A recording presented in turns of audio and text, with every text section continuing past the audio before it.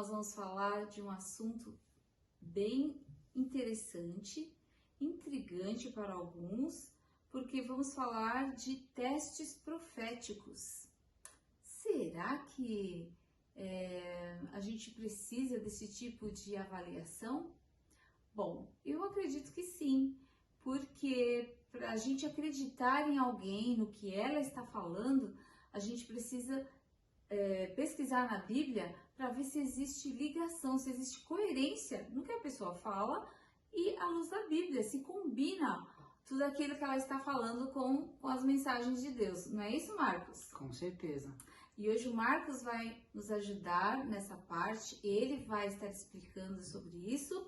E o Marcos é um rapaz ativo que trabalha para a Associação Geral e é o meu convidado de hoje. Vai fazer oração para a gente pedir a bênção de Deus, o Espírito Santo abrindo a nossa mente para a compreensão desse assunto, e vale a pena ficar aí para ouvir sobre isso, tá bom? Vamos orar? Bom, oremos então, querido bom Deus.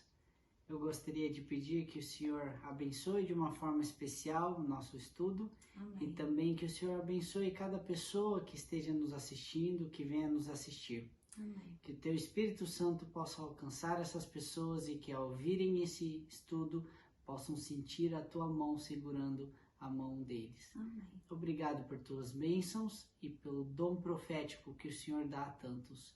Em nome de Jesus, amém. Amém. Bom, hoje vamos falar sobre um assunto muito interessante, intitulado Testes Proféticos. O primeiro versículo que eu gostaria de ler com vocês está em 2 Joel, versículo 28. E diz o seguinte: O Senhor diz ao seu povo: depois disso eu derramarei o meu espírito sobre todas as pessoas. Os filhos e as filhas de vocês anunciarão a mensagem. Os velhos sonharão e os moços terão visões. Por acaso você já parou para pensar se, na verdade, mulheres também podem ter esse tipo de dom profético? O verso esclarece isso. Sim, como o verso nos diz, filhos e filhas profetizarão. E eu gostaria de ler com vocês alguns versículos que mostram algumas mulheres na Bíblia, muito interessante, que ao preparar para esse estudo, eu também descobri mulheres que eu não sabia que eram profetisas. Sabiam que eram mulheres importantes na história, mas eu não sabia desse pequeno detalhe. O primeiro verso que eu gostaria de ler com vocês é Êxodo, capítulo 15, verso 20. Em Êxodo, capítulo 15, verso 20, que conta sobre uma das mulheres principais que eu não sabia que era uma profetisa. Isso, vamos ler Êxodo 15, versículo 20. A profetisa Miriam, que era irmã de Arão, pegou um pandeiro e todas as mulheres a acompanharam, tocando pandeiro e dançando. Ou seja, Miriam, interessante, né? Próximo que a Bíblia nos mostra também é em Juízes, capítulo 4, versículo 4. Juízes, capítulo 4, versículo 4. Débora, mulher de Lapidote, era profetisa. Era também juíza dos israelitas naquele tempo. Vamos a Lucas, capítulo 2, versículo 36. Lucas, capítulo 2, versículo 36. Diz o seguinte: Havia ali também uma profetisa chamada Ana, que era viúva e muito idosa.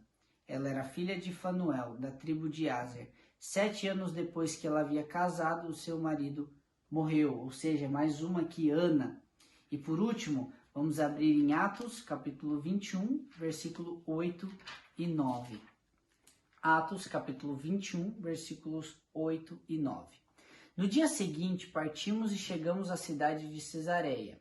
Ali fomos para a casa do evangelista Filipe e ficamos com ele. Filipe era um dos 7 homens que haviam sido escolhidos em Jerusalém. Ele tinha 4 filhas solteiras que profetizavam. 4 em uma só história. Muito interessante, né? E agora eu queria falar com vocês sobre uma outra pergunta muito interessante. Como é que Deus comunica com os profetas, então? Se a gente abrir em Números, capítulo 12, versículo 6, Números, capítulo 12, versículo 6. Números capítulo 12, versículo 6. Diz o seguinte: Deus disse: agora escutem o que vou dizer. Quando há profetas entre vocês, eu apareço a eles em visões e falo com eles em sonhos. Ou seja, a Bíblia nos deixa claro que a forma que Deus fala com seus profetas é através de sonhos e visões. Isso profetas e profetisas. E a nossa igreja, a Igreja Adventista do Sétimo Dia, acredita que Ellen White, uma jovem de 17 anos, que na verdade na época se chamava Ellen Harmon, porque o White veio depois do seu sobrenome do esposo, ela recebeu sim o dom profético e teve mais de 2.000 visões em todo o seu ministério, que duraram por 70 anos. Ela é uma das cofundadoras da Igreja Adventista e se acredita que foi-lhe sim concedida essa instrução inspirada de Deus. Desde 1844, quando ela tinha exatamente 17 anos, começaram as suas visões. E foram até 1915, o dia que ela faleceu. Ela trabalhou como missionária em vários lugares do mundo, como América do Norte, Europa, Austrália. Enquanto ela aconselhava, estabelecia novas frentes de trabalho, pregando e escrevendo muitas coisas bonitas. Ela escreveu muitos livros e tem muitas literaturas e obras incríveis para serem estudadas. Muitos a chamavam na época dela de profetisa, mas ela em si nunca tomou esse nome para ela. Ela nunca se auto-intitulou profetisa. E é interessante que quando a perguntaram sobre isso, você é uma profetisa? Ela sempre respondia: sou a mensageira do Senhor. Sei que muitos me têm chamado de profetisa, mas jamais reivindiquei esse título. Por que não reivindico ser chamada de profetisa? Porque nesses dias, muitos que audaciosamente pretendem ser profetas representam um opróbrio à causa de Cristo. E porque minha obra inclui muito mais do que o termo profeta e do significado do termo profeta. Reivindicar ser profetisa é algo que jamais fiz. Se outros me chamam por esse nome, não discuto com eles, mas a minha obra abrange tantos aspectos que não posso chamar-me a mim mesma senão uma mensageira. Então, como a gente pode ter essa certeza que as visões que ela teve realmente foram proféticos? A gente tem o teste de aplicação profética, que tem a ver com alguns pontos.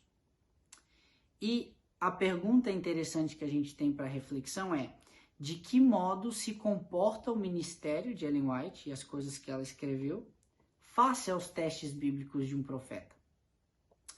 4 pontos importantes. Concordância com a Bíblia. Tudo que ela escreveu, se você compara com aquilo que está escrito na Bíblia, você percebe que existe sim uma concordância, que ela aponta seus escritos para coisas que estão citadas na Bíblia. E ela não traz nada que seja completamente de fora ou que venha discordar com aquilo que a Bíblia diz. Exatidão das predições. Vários das visões que ela profetizou ocorreram com exatidão. O reconhecimento da encarnação de Cristo. Isso também é importante. Ela reconhecia e dizia que Cristo era sim o encarnado Deus em humano. E último, a influência de seu ministério. Hoje nós temos uma igreja com praticamente 20 milhões de membros ao redor do mundo, que se iniciou e fortemente é baseado naquilo que ela começou como seu ministério. E isso sim, com certeza, dá para se ver que seu ministério teve uma influência tremenda no mundo e tem até hoje. Bom, esse foi o nosso estudo de hoje. Espero que você gostou. Que Deus te abençoe muito.